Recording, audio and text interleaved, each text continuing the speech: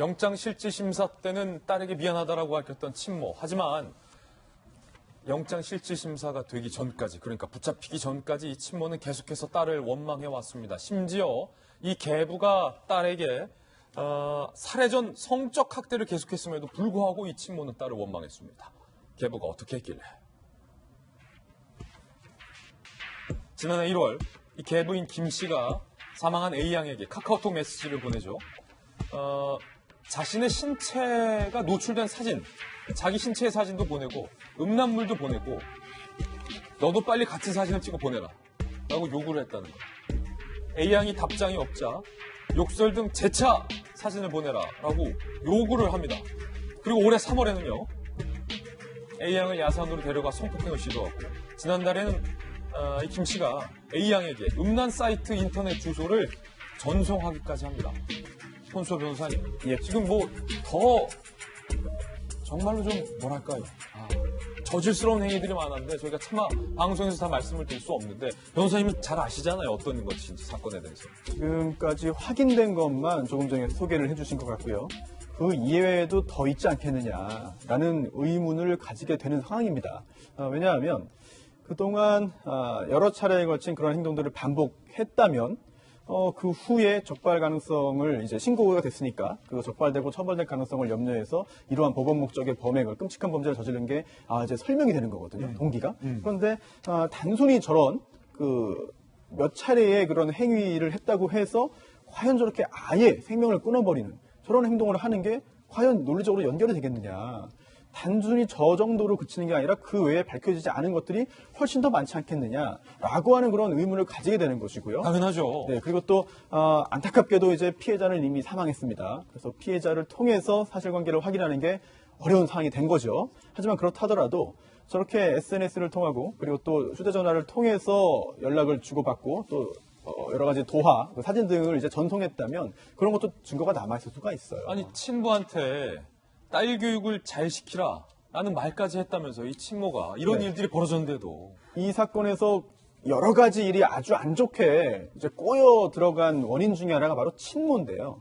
왜냐하면 첫 번째, 만약에 본인의 현재 남편, 의붓 아버지가 본인의 친딸에게 그런 행위를 한다면 예전부터 관심 있게 본다면 알 수 있었을 거예요. 하지만 그거에 대해서 신경을 쓰지 않았거나 신경을 쓰지 못했다는 점이 문제고요. 그리고 또 두 번째, 경찰이 뭐 매뉴얼을 다 지켰습니다만 친모에게 전화를 해서 당신 딸로부터 이런 신고를 받았습니다.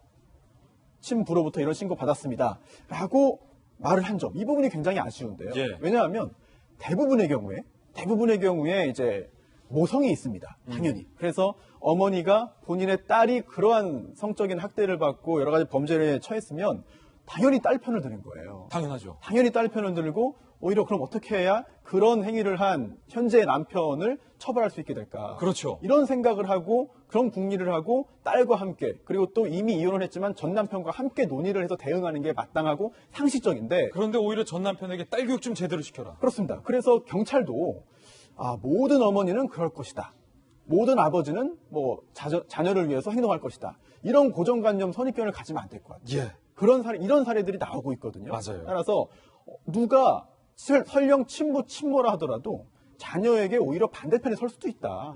그런 생각을 가지고 수사기관과 법원도 항상 그 본인들의 그런 임무를 행할 필요가 있어 보입니다. 지금 중요한 지적해 주셨는데 김영주 의원님 네. 결국에는 저 친모에 내가 무서워서 말릴 수 없었다. 나도 당했다. 딸에게 미안하다. 라는 영장실질심사에서의 발언이 진실성이 낮다라는 반증들이 지금 여러 개 나오고 있는 거예요. 자신의 음란 사진도 보내고 성폭행을 하고 그런 계부를 두고서 오히려 딸을 탓하는 친모의 모습을 봤는데 법원에서 너무 순진하게 친모의 말만 들은 거 아닙니까? 영장을 기각. 그렇습니다. 그러니까 그 사실을 조금 더 깊이 있게 봤으면 당연히 현재의 남편에게 기책 사유가 있는 것인데 아마 심리적으로는 세 번째 결혼이다 보니까 이 남편과 헤어지는 데 대한 공포가 있었을지도 모르겠습니다. 그럼에도 불구하고 실제로 전 남편에게 딸 교육 잘 시키라고 얘기하는 것은 사실은 전체적으로 맥락으로 봤을 때 앞뒤가 안 맞는 부분이죠. 이제 그런 부분에 있어서는 과연 신빙성이 떨어지는데 결과적으로는 그래도 이제 마지막 그 재판부가 판단한 것은 구체적인 증거 사항에 있어서 말하자면 단순히 차에 같이 탔다는 것 자리를 바꿔 앉았다는 것만으로 공조했다라고 보기에는 아직 미진하다 그렇게 보는 것 같고요. 예. 또 하나는 아직 어린 아이가 있다라고 하는 부분에 대한 어떤 뭐 연민의 정이랄까 그런 부분이 좀 오히려 포함되어 있는 거 아니냐. 그러나 최종적으로 가서는 아마 저게 정확하게 심판을 받지 않을까 그런 생각이 듭니다. 예, 결국 애가 나가게 된 거는 엄마 전화를 받았기 때문이거든요. 근데 굉장히 치밀한 걸 보여주는 게 뭐냐면 공중전화를 사용을 합니다. 공중전화였던 거. 네, 굉장히 계획적인 걸 알 수 있죠. 그리고 또 하나는 자리를 바꾼 게 무슨 대형 버스나 이런 데서 자리를 바꾼 게 아니라 좁은 승용차 아니지 않습니까? 예. 충분히 죽어갈 때의 그 느낌이라고 해야 되나? 너무 말하면서도 정말 섬뜩한데 그걸 충분히 인지할 수 있는 그런 상황입니다. 조수석에서 운전석으로. 네, 맞습니다. 그런 부분이라든지 또 하나는 사실은 도피 준비했다라는 것도 또 나오고 있어요. 뭐냐면은 의불달 살해하기 전에 2주간 전국 일주를 합니다. 예. 그러니까 이게 뭐냐면은 두 가지가 다 있어요. 하나는 도피로를 탐문한 것 같기도 하고요. 그러니까 이미 딸이 저렇게 신고를 했기 때문에 우리가 한번 잠적할까라고 한 것 같고, 근데 그게 안 됐기 때문에 그 여행 과정에서 계획을 한 거 아닙니까? 어허. 그런 거거든요. 그러니까 2주간 이렇게 전국 일주를 하면서 네. 뭔가 도피로를 탐색하는 듯 하다가 이 여행 중에 딸을 살해했다는 거예요. 그렇습니다. 그런데다가 그 다닌 길도 이렇게 시내로 다닌 게 아니라 어쨌든 인적이 드문 이렇게 동해안을 따라서 올라갔다가 이제 서해안을 따라서 내려오면서 그러니까 도피의 방식과 또는 계획범죄의 방식 양쪽을 다 생각을 해줬다라는 거죠. 그러면서 이제 범행 도구까지 구입을 하게 됩니다. 예. 이런 과정에 있어서 그 살해를 직접 한 그 계부하고 이 친모가 늘 같이 행동을 했었단 말이에요. 그런데 이거를 공동정범으로 보지 않고 영장을 기각했다? 이런 부분에 있어서 법이 관대해야 될 게 죽은 딸의 원한은 보이지 않는 건지 그러니까요. 굉장히 저는 그리고 또 사체 유기한 저수지도 막 방문을 하고 그러거든요. 이런 걸로 봐서 명백하게 공동정범으로 보이는데 참 안타깝습니다. 예, 급기야 주범이죠. 이 의붓 아버지조차 친모에 대해서 범행에 대해서 이렇게 이야기를 했는데도 영장이 기각됐다는 거예요. 살해 당시 친모가 소극적으로 말렸다. 나중에 그냥 안 말렸다. 계부가 그런 얘기 하지 않았습니까? 친모 같은 경우는 나가서 아이를 키워야 되기 때문에 여기에 대해서 친모에 대한 처벌을 하면 안 된다라는 취지의 이야기를 꺼낸 바가 있는데요. 결과로 저 내용 자체도 사실인지 모르겠습니다. 소극적으로 말린 부분까지도 있었는지도. 왜냐하면 이미 이것이 우발적인 범행이 아니라 계획적으로 이 살해를 위한 여러 가지 도구들을 충분하게 구입됐던 상황들을 다 인지할 수 있었던 상황이기 때문에 여기에 대해서 친모는 충분하게 자신의 딸이 죽음에 이를 수 있다는 것들을 다 인지했을 거다라고 추정할 수가 있는 대목이라고 볼 수 있고요.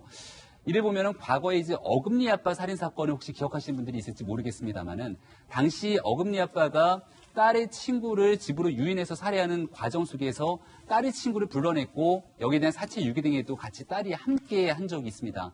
마찬가지로 이 딸에 대해서도 구속영장이 신청됐고 결국 영장이 발부됐던 전례가 있는데요. 예. 그런 측면들을 바라본다면 이 친모 입장에서도 충분하게 이 범행에 대한 저간의 상황들을 모를 수 없었다라고 많은 국민들은 생각할 겁니다. 한 가지 더 말씀드리고 싶은 건 13개월 된 아이를 이제 돌봐야 되는 상황으로 볼 수가 있는데요. 지금까지 보여줬던 이 친모 행태를 보게 되면 부모로서 역할을 할 수 있다라고 판단될 수 있는지 저는 재판부에 다시 한번 묻고 싶거든요. 그러니까요. 여기에 대한 친권에 대한 문제까지 여러모로 재판부가 지금은 영장이 일단 기각된 거지만 추후 재판 과정에서 충분하게 심사숙고된 판단을 내리지 않을까 생각합니다. 인권위가 이 딸이 신고를 했음에도 불구하고 제대로 대처하지 못한 경찰에 대해서도 직권 조사를 하겠다고 밝힌 만큼 계속해서 이번 사건의 실체에 대해서 수사기관들이 좀 밝혀내야 할 것 같습니다.